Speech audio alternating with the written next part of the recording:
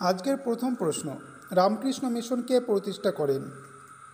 Option A Swami Vivekananda, option B Bhagini Nivedita, option C Rishi Aurobindo, option D Mahatma Gandhi.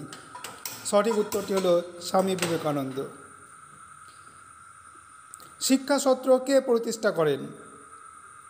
Swami Vivekananda, Debendranath ঠাকুর, ঈশ্বরচন্দ্র বিদ্যাসাগর, রবীন্দ্রনাথ ঠাকুর। শিক্ষাসত্র প্রতিষ্ঠা করেছেন রবীন্দ্রনাথ ঠাকুর।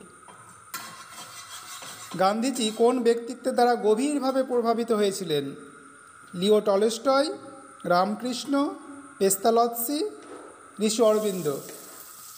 Leo Tolstoy.